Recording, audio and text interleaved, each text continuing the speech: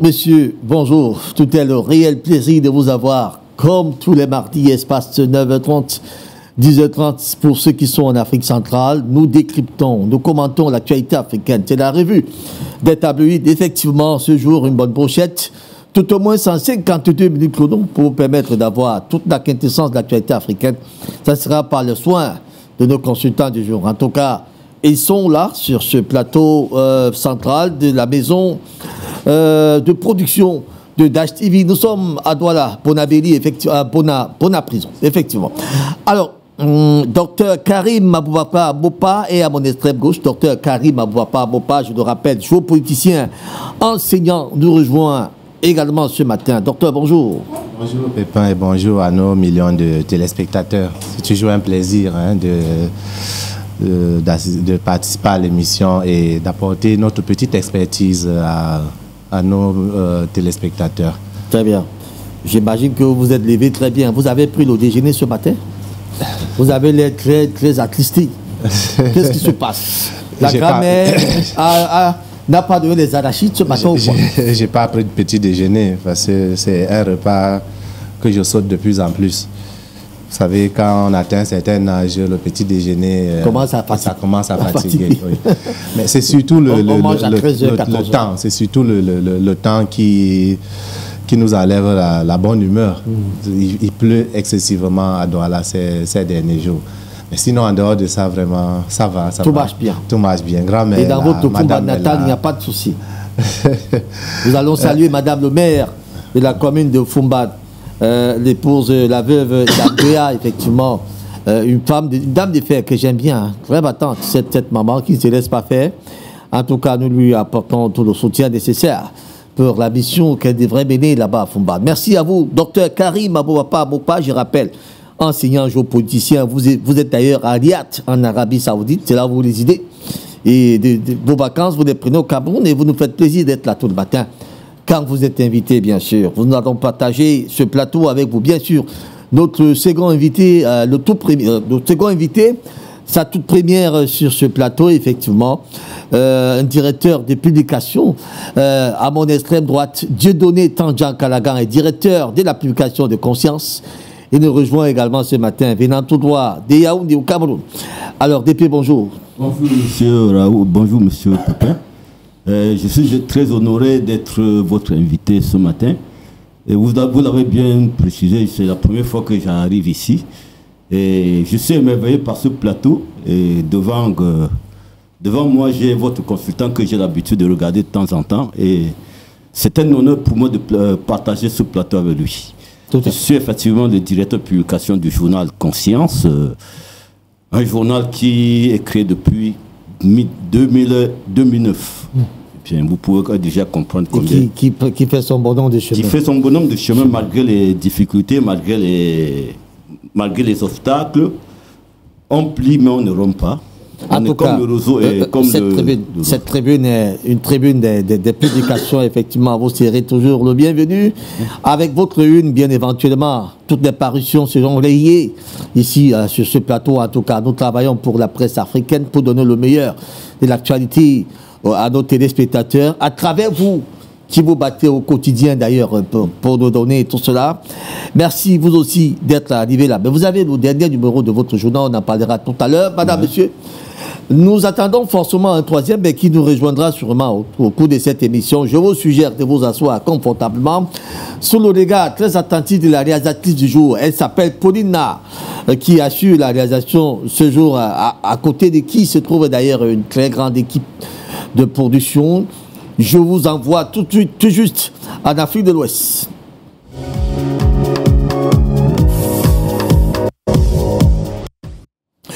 Afrique de l'Ouest, effectivement, nous ouvrons avec cette une ivoirienne. Le quotidien d'Abidjan est en cours ce matin dans sa principale une, le quotidien d'Abidjan. Vous allez lire la principale une. On parle d'un dossier crime et recherche effrénée des gains faciles. Pourquoi les enlèvements d'enfants sont fréquents? S'interroge d'ailleurs cette une du quotidien d'Abidjan. Docteur Bopa, il n'y a pas qu'en Côte d'Ivoire qu'on constate ces enlèvements d'enfants qui deviennent d'ailleurs très fréquents.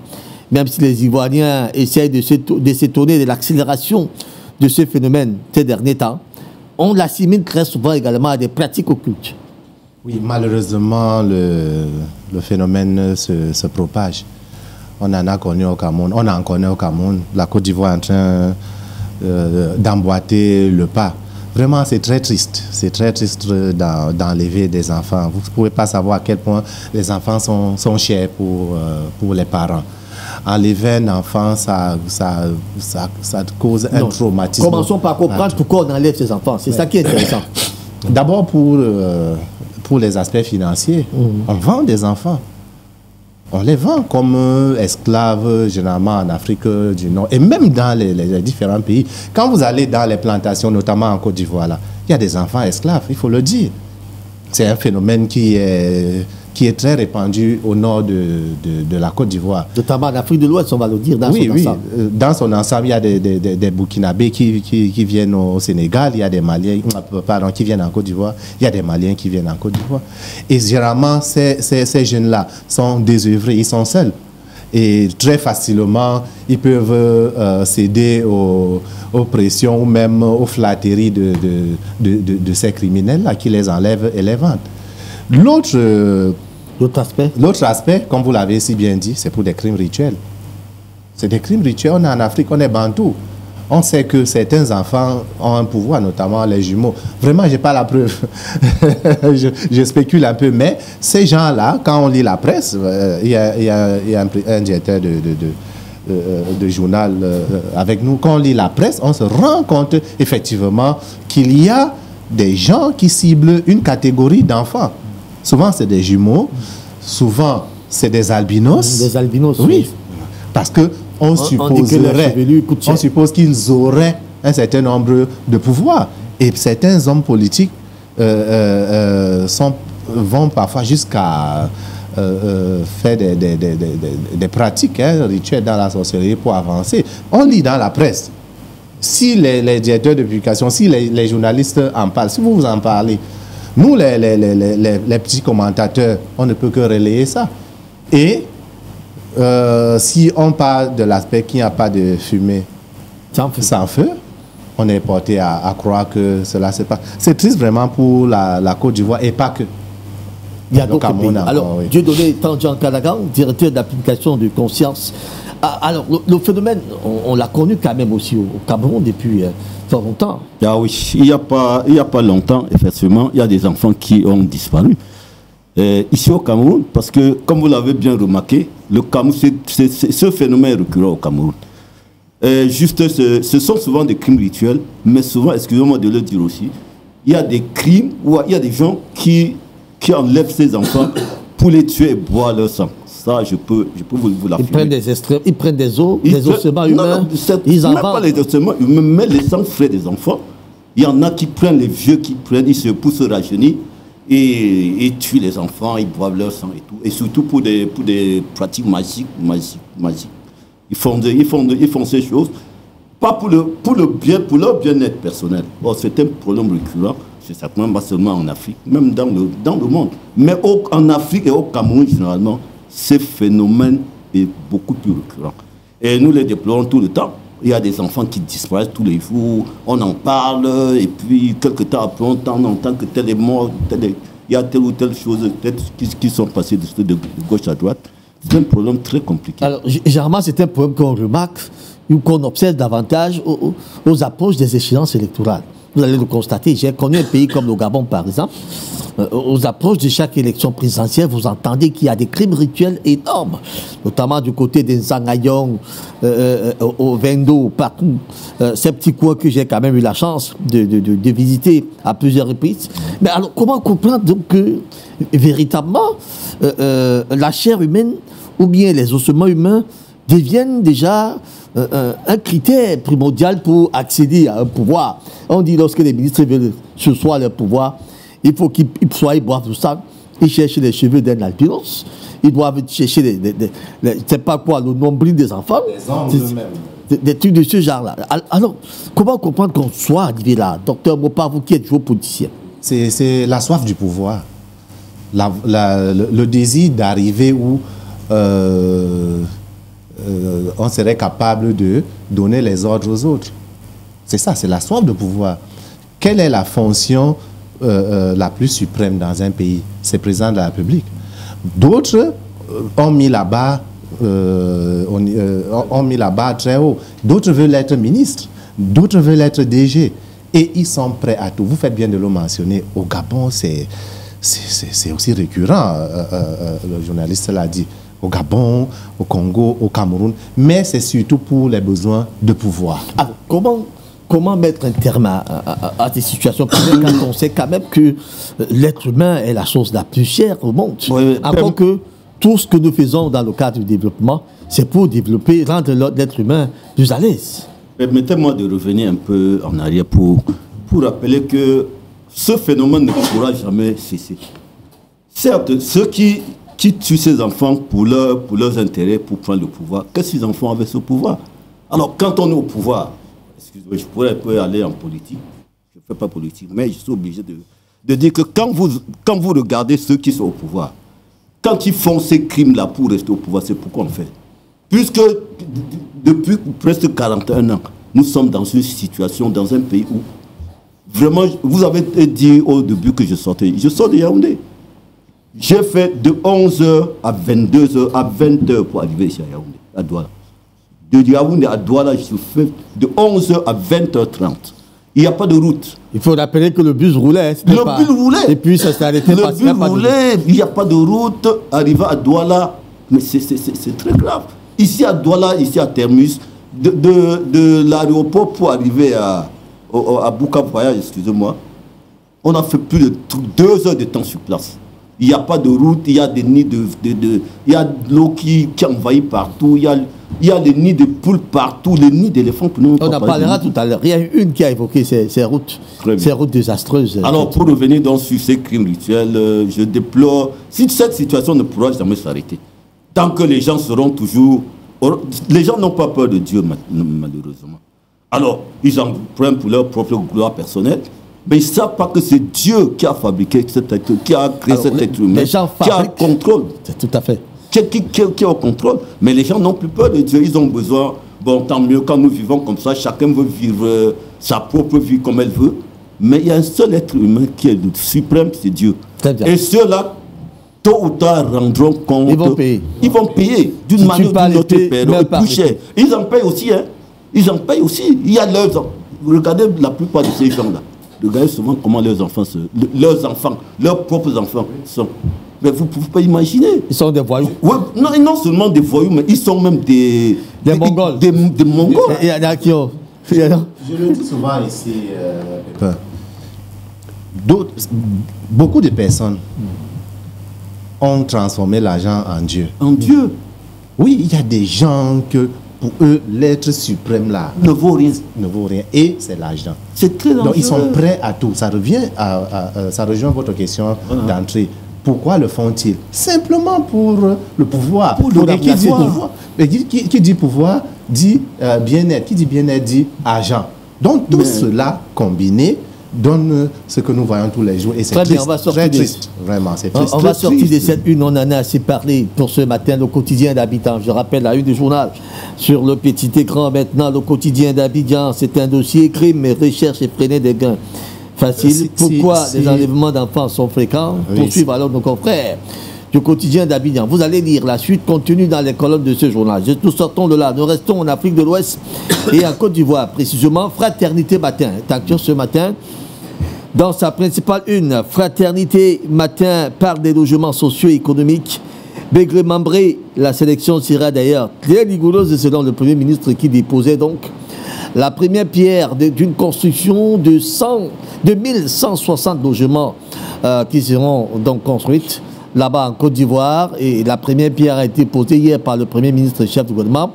Et il a d'ailleurs annoncé que la sélection sera très rigoureuse. Et très souvent, on se pose la question de savoir est-ce des logements véritablement sociaux? Parce que lorsque vous regardez la catégorie de ceux qui prennent ces logements, vous vous demandez est-ce encore là pour une classe moyenne? Alors, Dieudonné Tandian Kalaga, on a tellement travaillé sur cette question des logements sociaux qu'on se pose toujours cette question, c'est de savoir pour qui construit-on ces maisons de camps cycles. Mon cher Pépin, je vais vous rassurer que quand on parle des logements sociaux, je suis vraiment désolé. Bon, peut-être en Côte d'Ivoire, les choses sont un peu plus avancées. Parce que j'ai quand même eu à voir en Côte d'Ivoire qu'on construisait des logements sociaux égaux, effectivement pour certaines catégories de personnes. Ça veut dire qu'on construit peut-être un R+2 avec un parking, une cuisine, et puis quand on vous donne un taux, peut-être on vous dit que vous payez par exemple 35 000 francs de mois. 35 000 francs de mois. Alors quand vous payez avec 35 000 francs par mois, peut-être pendant un an, après un an, cette maison vous revient. Ça, ce sont les locations-ventes. Locations-ventes. Oui. Mais ici au Cameroun, on a vraiment spéculé, on a longtemps parlé de ces logements sociaux. Allez voir ce que ces logements sociaux font là-bas à Olembe. Le prix d'abord est exorbitant. D'abord que ce n'est pas n'importe quel Camerounais qui peut y accéder. Et plus grave, il y a des ministres, les ministres de la République s'en ont accaparé et sont partis loger soit leurs amis, soit revendre ces logements sociaux. Ça traîne là. Il n'y a pas seulement que... On parle de l'Olembe parce que c'est là où il y a le fameux stade de Paul Biya là-bas. Le fameux complexe Paul Biya. Le fameux complexe stade Paul Biya là-bas. Mais si on parle de Mbanga Pongo, même ici à Douala, là où à Yassa. À Yassa. Allez voir comment ces logements sociaux là sont. Qui y habite et comment on les entretient. C'est les mêmes qui on ne sait pas là où ils sortent de leur argent. D'abord, l'argent qui détourne, c'est le même argent qui achètent ces maisons. Et on parle de logements sociaux. Vous avez des gens qui achètent même ces maisons-là, leur place en location. Un logement social, ça veut dire qu'on doit tenir compte des revenus du citoyen lambda que nous sommes. Alors, si on a fait une maison peut-être de 2 chambres, salon, on peut le laisser, on dit bon, c'est le logement social. On vous laisse ça peut-être à 35 000 francs par exemple. Pour le SMIC, vous connaissez combien le SMIC coûte au Cameroun? Alors, quel Camerounais, à l'heure où nous sommes là, peut prétendre parler de logement social? Autant de questions qu'on se pose. Alors, docteur Bopap, en réalité, ces logements sociaux devraient appartenir à quelle classe de la société? Ce qu'on appelle, il y a des classifications économiques, il y a la higher class, la middle class et la lower class. Mais normalement, les logements sociaux appartiennent à ceux qui sont dans l'incapacité de se construire une maison. Tout à fait. Voilà pourquoi... Donc là, c'est Camerounais moyen. Oui, le Camerounais moyen. Le Camerounais moyen. Pour aller en Côte d'Ivoire, espérons qu'ils seront sérieux. Parce que quand le Premier ministre parle de la sélection sera rigoureuse, c'est une façon de dire que ceux-là qui ont déjà la capacité de se construire une maison ne doivent plus postuler. Docteur Karim, excusez-moi, je ne vous coupe pas. Je vais vous rassurer. Je donnais laissez-le finir, je vous appelle. Je voulais juste appuyer quelque chose. Calagan, s'il vous plaît, laissez-le finir. Non, je disais que... Ici, la règle, quand quelqu'un parle, vous le laissez aller jusqu'au bout. Oui, je disais que lorsque le Premier ministre parle de la sélection rigoureuse, moi je me dis que tous les dossiers risquent de passer à son niveau. Et le Premier ministère en Côte d'Ivoire va se rassurer que tous ceux qui seront sélectionnés pour sont obtenir effectivement de la catégorie des logements sociaux. C'est facile de mener cette enquête. C'est très facile. Il suffit qu'on vienne vers vous. Vous travaillez où? Quels sont vos revenus mensuels? Quels sont vos revenus moyens annuels? Ok, là vous pouvez. Je crois qu'il y a même toutes ces procédures-là, sauf que c'est des procédures piétinées. Je ne voulais pas revenir à chez nous parce que c'est un peu biaisé. Chez nous, c'est biaisé. Voilà pourquoi on se retrouve avec des ministres qui ont les logements sociaux. Ce qui n'est pas normal. Vous avez des hommes d'affaires qui achètent ces logements sociaux. Qui achètent 3, 4, 5 logements. Ils remettent en location maintenant. Mais on parle de logement social. C'est pas, il faut qu'on enlève le mot, il faut qu'on enlève l'adjectif social. On dit tout simplement logement de l'État. Oui, voilà. Oui, on dit les logements de l'État. Parce que le Premier ministre de la Côte d'Ivoire doit veiller. En tout cas, moi, je lui fais confiance. Et la Côte d'Ivoire n'est pas le Cameroun. Vraiment, sur un certain nombre de points, ils sont objectifs. Et si le Premier ministre a pris ce dossier en main, je sais que les choses vont aller dans le bon sens. Oui, j'ai donné tant vous avez voulu ajouter quelque chose? Oui, je voulais ajouter quelque chose pour dire au docteur Karim que, tel que je connais quand même la mentalité des gens de l'Afrique de l'Est, surtout la Côte d'Ivoire, quand le Premier ministre prend un dossier en main, c'est qu'il est sérieux. Parce qu'un Premier ministre là-bas n'est pas un figurant. Il faut vraiment le dire. Alors, quand il prend le problème en main, ça veut dire qu'il a qu'il a vu que dans le passé, il y avait des choses qui n'ont pas marché. Maintenant, il faudrait que lui-même, il s'assied pour voir comment ces choses vont marcher. Et ce n'est pas ici au Cameroun où il y a la légèreté, chacun fait ce qu'il veut, c'est la Coupe d'Europe et tout, chacun rentre, il fait ce qu'il veut, sans rendre compte. On ne peut pas se retrouver dans un pays où la misère ambiante, où les gens ne mangent pas, les gens vivent très mal, on parle de logement social. On parle de logement social. Non, de logement social, ça c'est même de la moquerie, c'est même se moquer du bas peuple. Bon, comme le Camerounais, excusez-moi l'expression, est un peu passif. Je ne sais pas si c'est la passivité ou c'est la patience, je ne sais pas combien de temps. Nous sommes en Côte d'Ivoire, Dieu de Non, je reviens au Cameroun. Moi, je suis pas en Côte d'Ivoire. Non, on va y arriver. Je suis Camerounais. Je ne peux pas me mettre à parler de On va. Au Cameroun, moi, je suis au Cameroun, je me mets à parler des affaires de Côte d'Ivoire. Je ne parle pas la Côte d'Ivoire. Moi, je parle de Cameroun. S'il vous plaît. Respectez la discipline de ce plateau. Je vous appelle. Merci. Nous ne sommes pas subversifs sur ce plateau. Non, pas du tout. Voilà. En même temps, nous sommes ordonnés. On se veut une image respectable et respectée.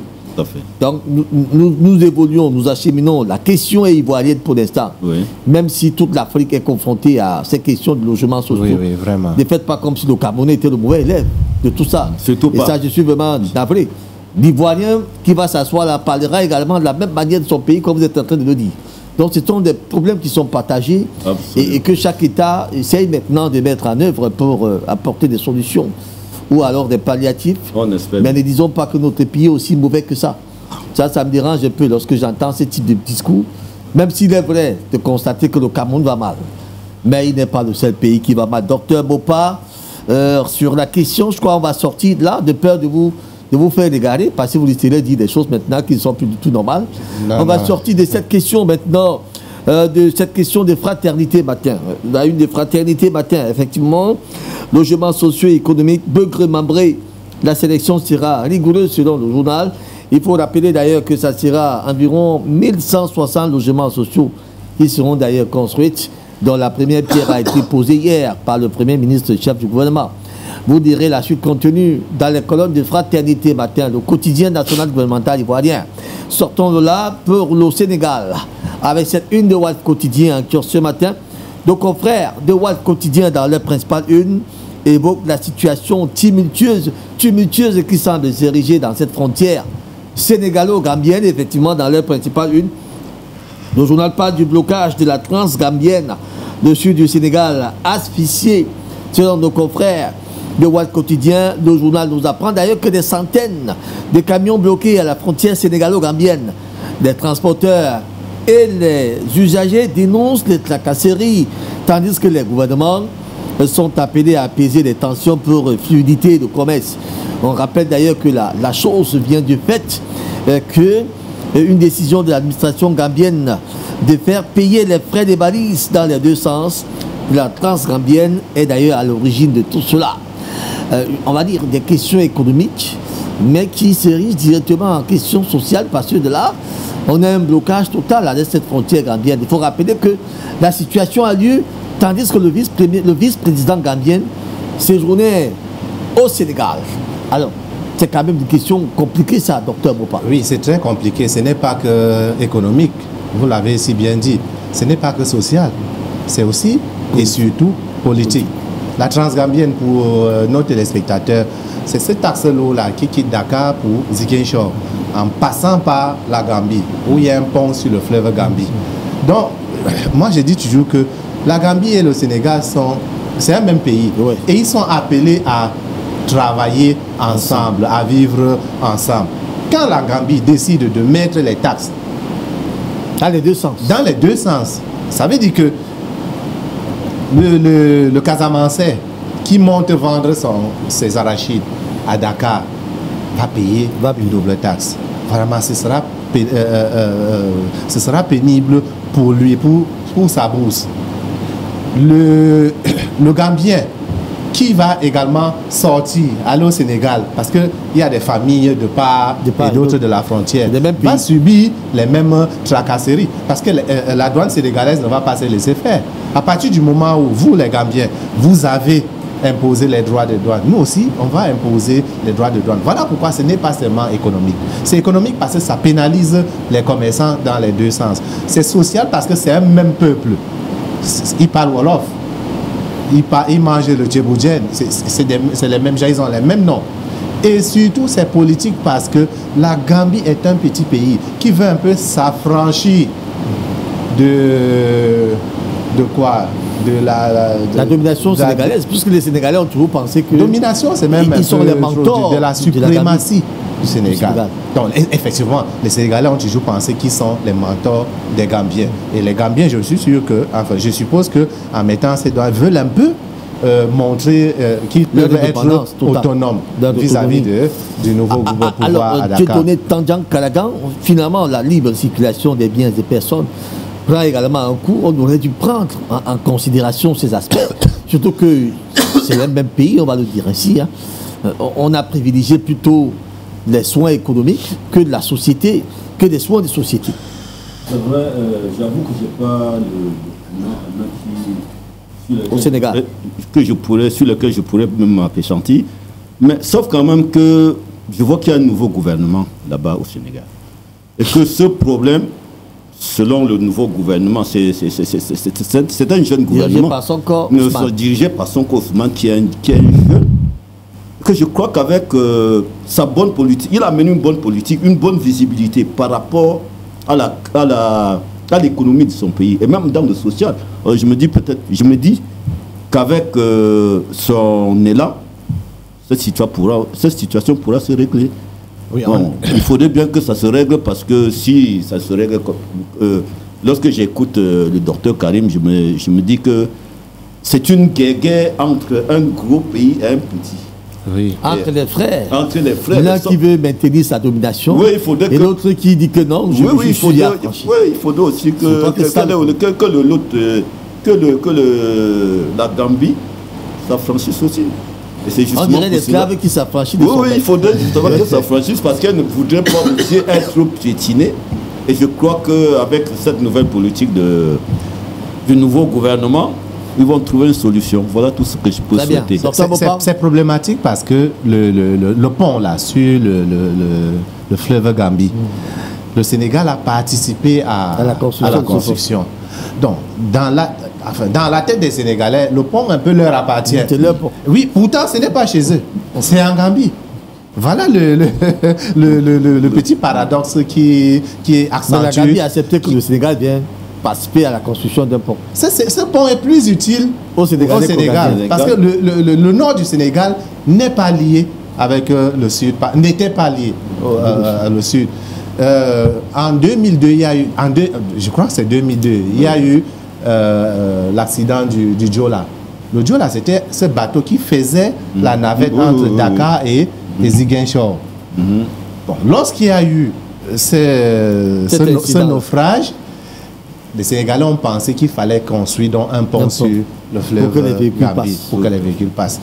Donc voilà pourquoi je dis que vraiment la libre circulation prend certes un coup, mais on peut régler ça. La politique peut régler ça. En tout cas, c'est des questions de société qui doivent se régler très rapidement. Effectivement, nous sortons de cette une de Walf Quotidien. On rappelle le journal blocage de la transgambienne, selon Walf Quotidien, de ceux du Sénégal asphyxiés. Nos confrères nous apprennent d'ailleurs qu'une décision de l'administration gambienne de faire payer les frais des balises dans les deux sens de la transgambienne est à l'origine de cette situation. Des centaines de camions sont donc spackés à la frontière, ne voulant pas faire le bras de fer, mais ils ont voulu manifester. Vous allez lire la suite contenue dans les colonnes de Walf Quotidien. De cette une, maintenant, nous allons faire un saut qualitatif et quantitatif en Afrique centrale.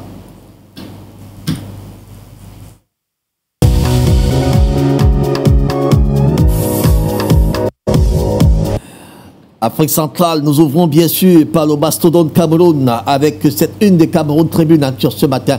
Le quotidien gouvernemental camerounais, le journal de Marie-Claire Nana est en ce matin. Le journal que dirige Marie-Claire Nana est bel et bien en ce matin dans sa principale une. On parle de la lutte contre le financement des bandes des armées, de nouveaux renforts selon Cameroun Tribune. Le journal va d'ailleurs plus loin en nous apprenant que des États et organismes internationaux répondent désormais de plus en plus à l'appel des autorités camerounaises, visant d'ailleurs à mettre à mal, hors d'état de nuire, les commanditaires d'actes barbares dans le nord-ouest et le sud-ouest du Cameroun, résidant d'ailleurs à l'étranger. À titre illustratif, et d'ailleurs le dernier cas illustré ce matin par Cameroun Tribune, pas d'un certain Ayabacho, certain Lucas Ayabacho, leader séparatiste installé d'ailleurs en Norvège, qui serait d'ailleurs poursuivi par la Cour pénale internationale. En tout cas, la procédure est désormais ouverte et nos confrères de Cameroun Tribune nous disent que la Norvège donne un coup de pouce au Cameroun. Le pays s'engage d'ailleurs à coopérer dans le cadre d'une procédure judiciaire ouverte à la Cour pénale internationale contre Lucas Ayabacho, leader séparatiste installé dans ce pays. Effectivement. Alors, de Dieudonné Tandian Kanagan, le Cameroun passe à la vitesse supérieure. Merci beaucoup, mais permettez-moi un peu de rire parce que c'est pas une situation qui date d'aujourd'hui. Bon, Cameroun Tribune, qui est un journal gouvernemental, a tout le droit d'écrire ce qu'il écrit, mais sauf que dans la pratique, c'est pas la même chose. Quand on parle de la guerre... Est-ce que ce n'est pas vrai que la Norvège voudrait... s'engage à coopérer dans le cadre d'une... Est-ce que c'est le seul pays, permettez-moi de vous poser cette question, c'est le premier pays à demander à coopérer dans cette situation, surtout dans la guerre dans le Nozo. Il y a eu la Suisse qui a posé sur depuis. Cette guerre dure depuis 7 ans. Il y a eu des propositions pour... Il y a des pays qui ont demandé de venir en aide pour éradiquer ce fléau. Qu'on n'a jamais accepté, je ne sais pas pourquoi. C'est le gouvernement n'a jamais accepté cette coopération. Alors si maintenant la Norvège, s'ils acceptent la Norvège, c'est la politique. Nous ne pouvons qu'applaudir de deux mains. Si la Norvège vient taire cette situation, ça ne pourra qu'être la bienvenue. Nous avons entendu, il n'y a pas longtemps, qu'on a arrêté des gars qui finançaient des terroristes, je crois c'était aux États-Unis. Nous attendons toujours des résultats. Mais sauf qu'en attendant, plus on attend, plus des choses dures. Et c'est des citoyens, les citoyens meurent. Perdent leur vie depuis les civils meurent. On parle de 3 policiers qui sont décédés il y a il n'y a pas longtemps. Les enfants meurent, les policiers, les citoyens, les civils, même les militaires. Cette guerre dure depuis longtemps. C'est un problème politique. Alors pourquoi le gouvernement qui a la solution à tout, l'État peut tout faire, hein? Mais donc pourquoi on n'arrête pas cette guerre qui dure depuis 7 ans? Cette zone est complètement sinistrée. Et les conséquences, nous les subissons, surtout ici à Douala, où il y a un flux migratoire qui arrive là, effectivement. Qui arrive dans et des qui accélère le phénomène de prostitution qui a déjà pris de l'ampleur. Vous ne pouvez même pas... les femmes brunes, rouges... Vous ne pouvez pas imaginer... Non, mais ne parlons même pas de couleur. Regardons les âges de ces enfants. Ces filles allaient peut-être à Bonabéry. 14 ans, 15 ans, elles servaient dans des bars jusqu'à 2 h du matin, 3 h du matin. Allez à Bonabéry.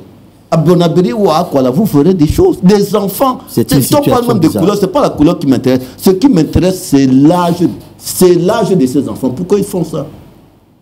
Parce que le gouvernement a pris sur lui de ne pas faire finir, de ne pas faire cette guerre qui dure et qui exhorte le pays. C'est pas normal. Tu vas te m'entendre, Afia Toxé, Namami Digo.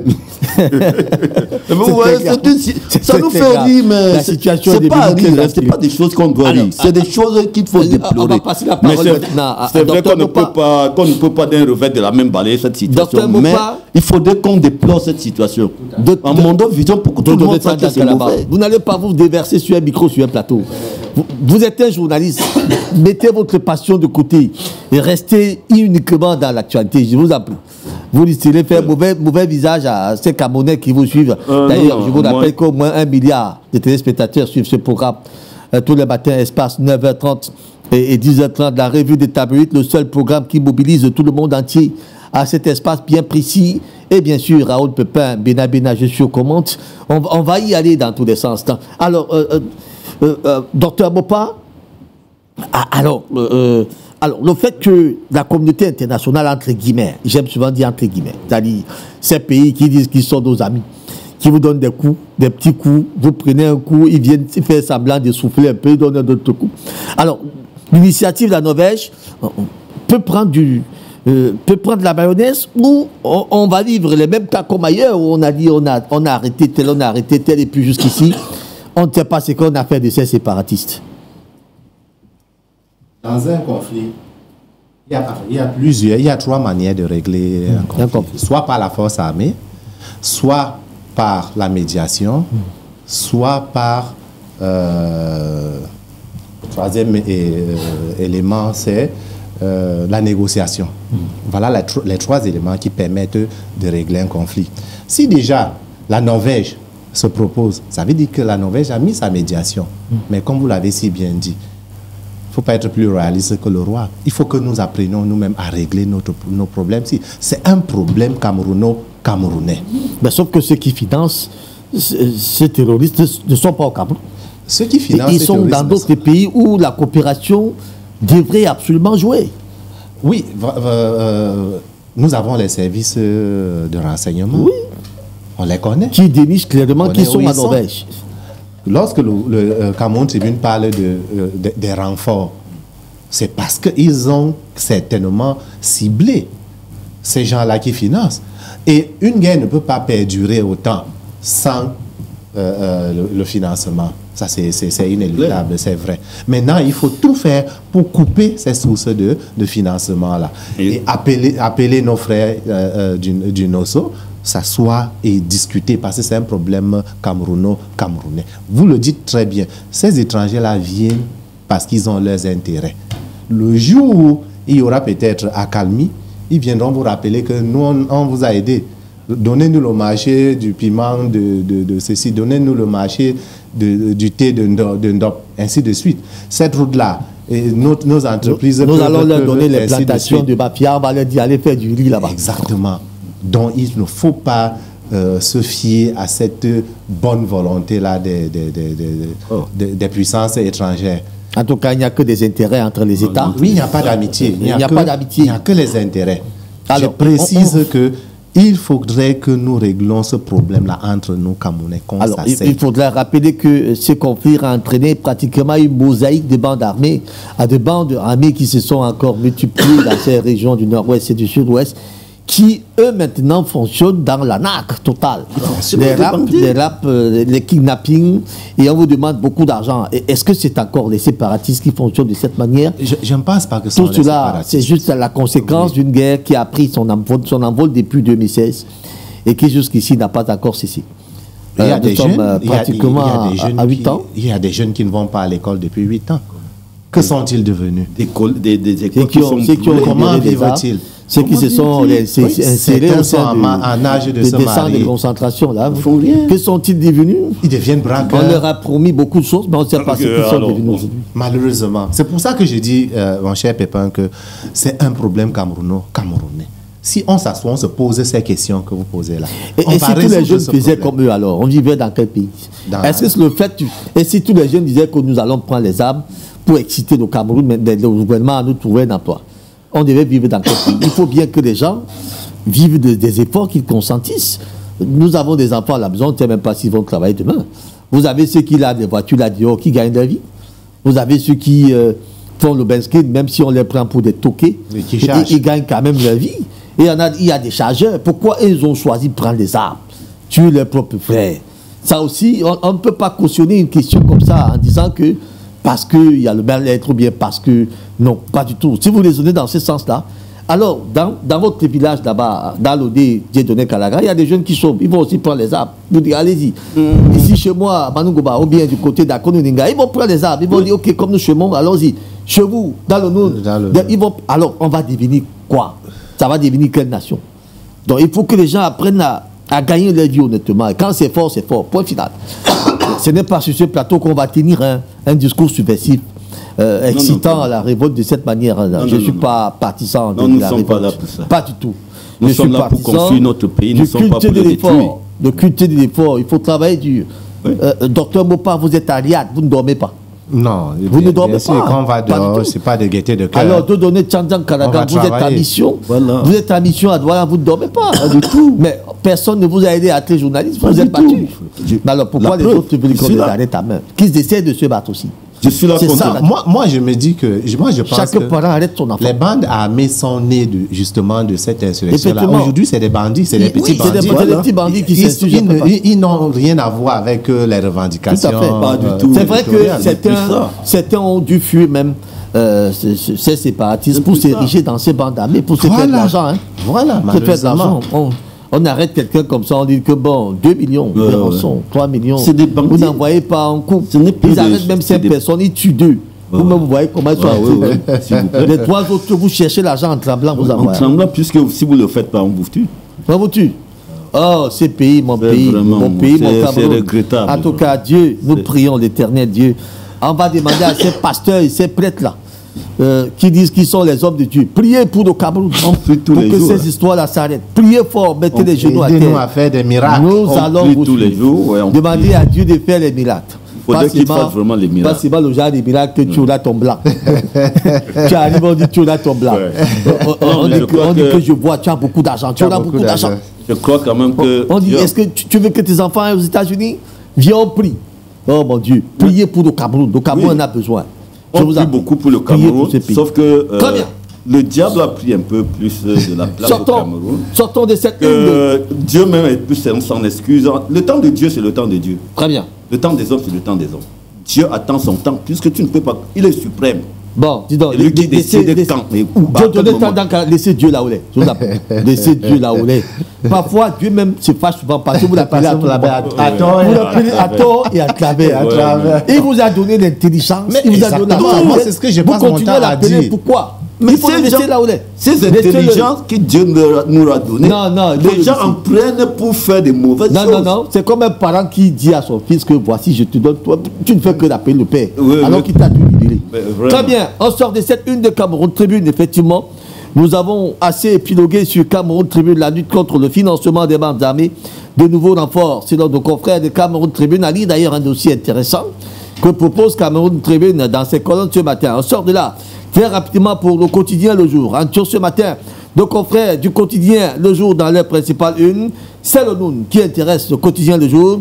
Le message de paix du sultan Nabil Bombo Njoya, il faut rappeler que c'était le 8 août dernier, lorsque Bamoun et Tika se sont encore érigés en véritable bête sauvage, là-bas à Baba, où on a d'ailleurs décrié quelques morts. Certaines sources parlent de 3, d'autres parlent de 4. En tout cas, il y a eu mort dans tous les cas lors de ces incidents. À l'origine, selon nos confrères, Longwen, je crois, le lancement du Ngwen qui voulait absolument avoir lieu à Bakba, les Tika ont dit 0, ce n'est pas votre territoire, allez lancer ça chez vous à Fumba. Du coup, ça a donné ce que ça a donné. Alors, docteur Aboubakar Karim Bopa, pourquoi le mal vivre, le vivre ensemble pose un problème à Bakba?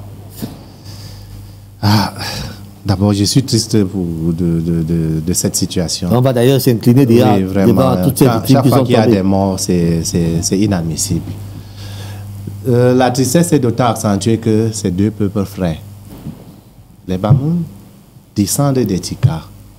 L'histoire, on a longuement raconté l'histoire charéenne, était un prince Tika et puis il est venu s'installer dans la plaine de Fombelle. Vraiment, voilà pourquoi c'est triste.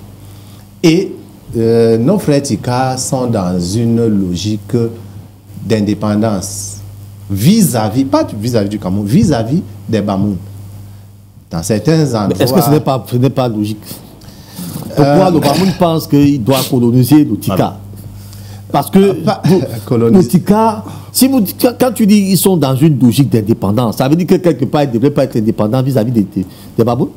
Non, à Magba, par exemple, il y a les deux communautés se partagent la ville. Oui. Mais vous avez un chef beaucoup de Tika. Oui, il y a un chef Tika. Oui. Mais il y a même le grand chef de premier degré Tika qui est en Bankim. Oui, qui est en Bankim. Il faut noter que les peuples Tika sont sur quoi 3 régions, 3 ou 4 régions. Ils sont sur 5 ou 6 régions. Ouest, Adamawa, centre et une partie du nord-ouest. Même dans l'extrême nord, il y a des Tika. Ils sont sur 6 régions en fait. Voilà, donc c'est des gens qui, quand je parle d'indépendance, en fait, ils veulent avoir un territoire à eux, un département à eux. Non. Et comment vous le dites? Qu'est-ce qui vous fait dire des choses comme ça? Parce que l'attitude des Tika à Magba. Mais vous ne regardez pas l'attitude des Babou? Non, j'ai dit ceci, je viendrai sur les Babou. L'attitude des Tika à Magba montre qu'ils veulent occuper la majorité de cette ville-là. L'attitude en quoi faisant? Est-ce qu'ils chassent des Bamoun? Est-ce qu'ils posent un problème aux Bamoun? Il y a de cela 10 ans, j'ai été à Magba. Oui. Je suis allé au marché. Est-ce qu'ils chassent des Bamoun? Je pose des questions pour qu'on comprenne. Parce que quand vous dites l'attitude, survoler les mots là, c'est pas bon. Dites-nous les actes qui sont posés. Je vais en venir. Oui, j'ai été à Magba. Oui. Magba est divisé. Même quand vous allez au marché. Moi, je vais à Magba tout le temps. Voilà. Donc, je connais très bien Magba. Voilà. Il y a les Tika qui achètent à manger chez les Tika. Et les Bamoun qui achètent à manger chez les Bamoun. Donc, voilà le problème. Il y a également des chasses à l'homme, il faut le dire. Il y a des insultes méprisantes. Il y a les Bamoun qui insultent les Tika. Ça existe dans toutes les communautés. On ne peut pas s'ériger en ce genre de situation. Voilà pourquoi quand vous demandez les faits, ce sera difficile. Non, les faits de cette information, c'est que ils ont voulu lancer le Ngwon à Magba. Et là-bas à Magba, on a dit que vous n'avez pas consulté notre chef pour faire cela. Donc on ne peut pas vous permettre de le faire. On a quand même un chef ici. C'est ça le problème. Oui, Magba, ça c'est le problème de fond. Magba est dans le royaume Bamoun. Magba est dans le royaume Bamoun. Je ne voudrais pas qu'on entre là-bas. Non mais attendez. Non, ça risque de devenir un débat. Non, voilà pourquoi ça pose problème. Voilà pourquoi ça pose problème. Moi je ne défends pas un camp. Non, il n'y a pas de royaume Bamoun. Il n'y a pas... Enfin, on ne peut pas. Magba est dans le Cameroun. Oui, Magba est dans le Cameroun. Je préfère comme ça. Mais le roi Bamoun. Le pouvoir du roi est contesté à Magba par les Tika. Non, on dit clairement, le pouvoir du roi est contesté par les Tika. Ça veut dire que les Bamoun de Magba ont leur roi, les Tika ont leur roi. Et vous posez donc la question tout à l'heure, pourquoi que le mal est à ce niveau. Moi, je n'ai pas envie d'entrer dans cette guerre-là. Pourtant, vous êtes en train d'entrer dans la guerre. Je veux fixer les préalables pour amener les gens à comprendre qu'il y a des tensions entre Bamoun et Tika depuis. Et ces tensions sont alimentées par des individus. Les individus. Des individus qui comprennent la chose de la même manière. Voilà. De Jonathan Jean Talagan. En tout cas, les Tika... Les Bamoun sont les descendants. Hein? Les Tika sont descendants. Non, les Bamoun sont descendants. Les descendants des Tika. Ça veut dire que le Tika est le parent du Bamoun. De façon claire. Oui, ça voilà, c'est vrai. le Tika est le parent du Bamoun. Comment comprendre donc maintenant que dans une localité comme Magba, parce que lorsque vous regardez dans le Nord, l'UDC est pratiquement implanté partout. Je parle maintenant des connotations qu'il peut y avoir avec la politique, parce que c'est justement ça. Vous avez l'UDC qui est implanté presque partout. Donc deux communes ou trois échappent à l'UDC, donc au Bamoun, d'office. Et vous avez donc la région de Magba qui ne voudrait pas du tout que le royaume Bamoun vienne engloutir les Tika, parce que logiquement, le roi Bamoun pense qu'il est le supérieur du roi Tika, et c'est justement ça le problème. Justement. Avant de répondre à votre question, Raoul, je voulais demander aux nombreux téléspectateurs de DAF TV de m'excuser de la passion. J'aime parler, je suis journaliste de la presse privée.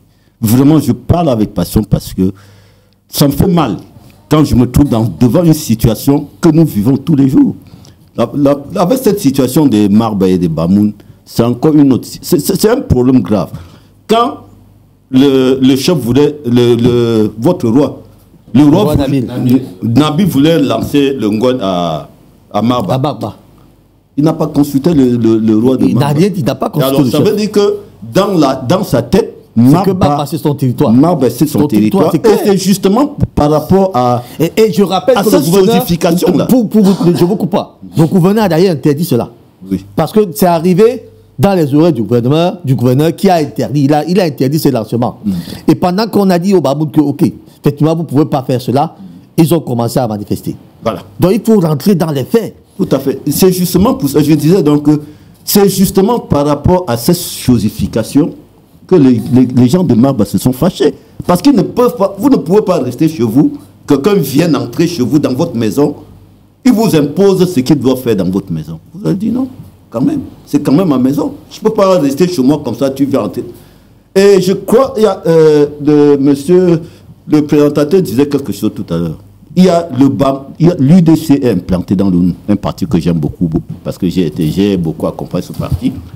Peut-être, je me dis, peut-être qu'à Magba, l'UDC n'est pas implanté. Peut-être que c'est le RDPC. Ils sont totalement minoritaires. Ils ne parlent pas. Ça doit être juste. C'est l'un des conflits. Parce que l'un des conflits qui peut dégager de cela, c'est politique aussi. Parce que s'il lance le Ngwon à Magba, s'il vient s'imposer à Magba, ça veut dire qu'ils vont annexer aussi. Tout à fait. Et vous avez une situation qui a d'abord eu lieu il y a quelques mois, où les gardes, je dis bien les gardes du chef Nabil, du roi, ont humilié le chef Tika.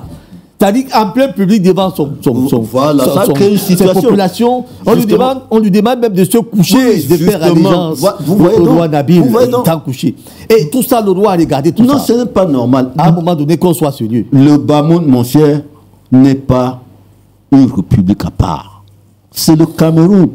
Alors, dans une république comme celle-ci, dans laquelle nous nous retrouvons, un département, même si c'était une région, ne pourrait pas sortir de la loi de la République pour s'imposer.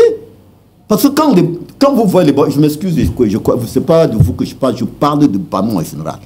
Quand vous les voyez, ils agissent comme s'ils étaient dans leur territoire à eux seuls. Et je suis Bamaté. Nous sommes limitrophes avec des Bamoun.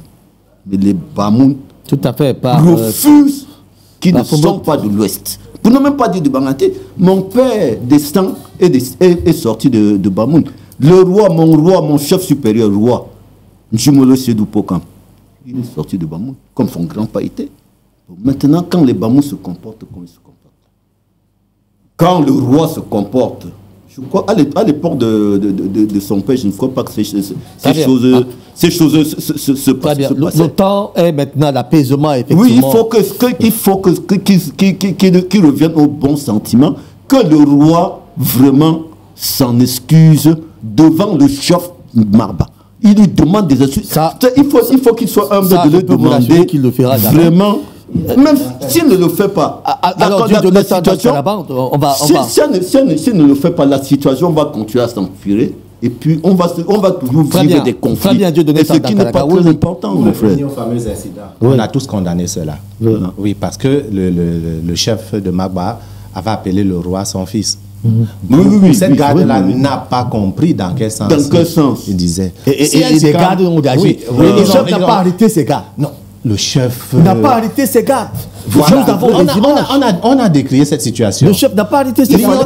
On dit souvent, l'ignorance est la pire des maladies. Il dit mon fils. Si moi, un Tika m'appelle son fils, même s'il a 5 ans, voilà, je me coupe. Parce que je sais, moi je connais, j'ai fait des études.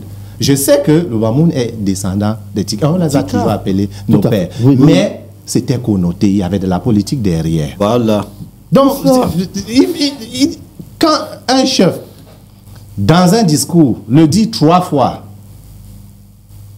Mais Pépin, ça révolte. Je vous rappelle vrai. Moi, je dis que ces gens-là ont mal agi. Le chef Tika n'avait pas lu son discours. Hein. Il avait fait lire son discours par quelqu'un d'autre. C'est lorsqu'il fallait remettre le discours maintenant entre des mains qu'il a dit. Il a prononcé la fameuse phrase de son fils. Et puis même, il faut clarifier. Il faut clarifier une chose. Les Tika ont un chef supérieur, un roi. Il est en banquier. Il est en banquier. Oui. Donc celui-ci même au sein des Tika est considéré comme, entre guillemets, un usurpateur. Celui-ci, qui est de Magba. Vraiment, n'entrons pas dedans. Revenons à l'apaisement. Non. Moi, j'ai lu le communiqué du roi de Bankim. Le roi Tika, il a demandé l'apaisement. En tout cas, tous ont demandé l'apaisement. Voilà, Nabil aussi qui a fait son demande l'apaisement. Souvent, ces apaisements. Ne tirons pas de long en large. Mais vous allez d'abord voir, avec le point biebdo, Paulina, le point biebdo sur le petit écran, on va peut-être sortir très rapidement avec cette une.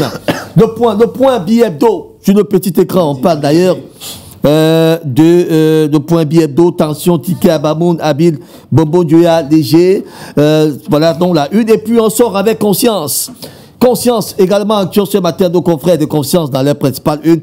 On évoque avec cette une de conscience, société de drogue en milieu jeune. D'ailleurs, son directeur de la publication est avec nous sur ce plateau ce matin. Dieu donné Tanjan Kalagal. Vous avez mené une enquête pour constater que la drogue circule en milieu jeune. Ah oui, s'il vous plaît. Merci de me donner la parole. Allez-y, vous avez déjà la parole depuis pour revenir de long en large sur ce problème de drogue en milieu jeune. Nous tous ici, on venait de déplorer une situation dans le Nozo. C'est par rapport... Cette situation provient de quoi? Du chômage des jeunes. La drogue. Les enfants se droguent pourquoi? Les enfants se droguent pourquoi? Les enfants tombent dans la dérive pourquoi? Parce qu'ils n'ont pas de travail, ils n'ont rien à faire, ils sont oisifs. Qu'est-ce qui fait que ces enfants prennent les drogues? Mais justement parce qu'ils sont oisifs, ils n'ont pas de travail, ils ne foutent rien, tant bien même qu'ils veulent se débrouiller. Regardez un peu dans nos villes là, ce qu'on appelle des polices municipales là. Ouais. Comment ils se comportent avec des jeunes qui veulent se débrouiller. Surtout à Yaoundé. Vous avez vu comment, j'ai vu comment ces policiers municipaux, hein, oui. C'est pas la police de Makangré. Oui. Ces policiers municipaux ont piétiné les petites marchandises, ont écrasé les marchandises des enfants qui voulaient se débrouiller. Alors, quand vous vous retrouvez dans une situation comme celle-ci, vous voulez que les jeunes... Et qu'est-ce que la drogue leur donne donc, quand ils pèsent cette drogue? Bon, mais c'est une façon de s'évader. On est évasif. Quand vous voyez, par exemple, quand vous prenez... Je n'ai jamais pris de la drogue, mais je bois de la bière qui a une petite dose d'alcool. De la drogue, je ne sais pas. Ça leur souvent un peu bête, je sais pas. Fou. Oui, mais ils deviennent trop violents quand ils pour ceux qui prennent soit le tramol, le mbanga et tout ça, la cocaïne, ça dit qu'ils se retrouvent dans un autre monde. Ils ne sont plus dans le même monde que nous. Ça veut dire qu'ils se... Toi, quand j'ai eu dit que sortez par là, je vous en prie. Et quand vous prenez cette drogue, vous devenez double. Ça veut dire que vous devenez plus fort que je ne sais pas quoi. Mais c'est la récurrence qui fait que les enfants... Alors, est-ce que ce n'est pas facile de se cacher derrière la drogue pour dire que parce qu'il n'y a rien à faire, on est dans l'oisivité, alors il faut prendre la drogue? Ça rejoint ce que vous disiez tout à l'heure concernant le Nord-Ouest. Oui. Pourquoi ces jeunes-là ne se battent pas et essaient de gagner leur argent de façon honnête? On n'a pas besoin de faire le trafic de drogue. Ça, c'est l'argent facile. C'est la quête de l'argent facile. Et il faut s'attendre à cela. Lorsque vous voulez, vous orienter votre vie vers l'argent facile, sachez qu'à tout moment, vous allez tomber. Tous ces gens-là, tous ces jeunes qui prennent la drogue-là, finissent toujours, soit par être tarés, soit par être fous, soit à aller en prison. Et c'est aux grandes dames de leur famille. Tout ce que nous devons faire, c'est vrai, les jeunes ne travaillent pas. Mais de plus en plus, les jeunes doivent s'assumer. Il faut que les jeunes apprennent à faire des petits métiers. On quitte de 1 pour arriver à 2, pour arriver à 3, ainsi de suite. Il faut que nous encourageons ces jeunes-là à cesser de prendre la drogue et à travailler. En 30 secondes, justement, oui. Ouais, j'étais disant déjà que ces jeunes-là, tant bien même qu'ils veulent se débrouiller, ils voient des conséquences. Bon, je vais revenir sur le journal pour dire que si déjà une ONG, une fondation, il y a un monsieur qui a créé sa fondation, c'est pas, le monsieur ne m'a pas donné la... Je ne viens pas au nom de ce monsieur. Il a créé justement cette fondation pour essayer de diminuer, pour ne pas dire éradiquer complètement, pour essayer de diminuer ces affaires. La consommation de drogue. Pour diminuer ces bon, il sensibilise les jeunes que bon, la drogue n'est pas bonne, voilà ce que vous devez faire. On venait de dire tout à l'heure, il faut un peu s'occuper, malgré les tracasseries qu'on ressent. On se dit, bon, ils ont... Et je voulais vous rappeler, Raoul, que si le gouvernement... Une seconde. On a déjà pris le temps. Une petite seconde pour donner... On me fait des grands signes de l'autre côté. On a pris le temps d'essayer. Merci beaucoup à tous les deux d'être arrivés là pour édifier la lanterne de nos téléspectateurs. Merci à Dieudonné Tandian Kadagan, directeur de la publication de Conscience, et à notre ami le docteur Karim Aboubapa Bopa, géopoliticien, enseignant, vivant d'ailleurs à Riyad, en Arabie Saoudite. Madame, monsieur, je vous retrouverai demain, même heure, même fréquence, forcément pour le même exercice. Et ça sera avec beaucoup de plaisir. Paulina a réalisé cette émission ici dans ces studios centrales. Emma était là pour ces caméras. Vous avez toute une équipe, une panoplie des techniciens qui s'est d'ailleurs déployé ce matin pour mettre en lumière cette émission. Merci de nous avoir suivis et à très bientôt. Je dois remercier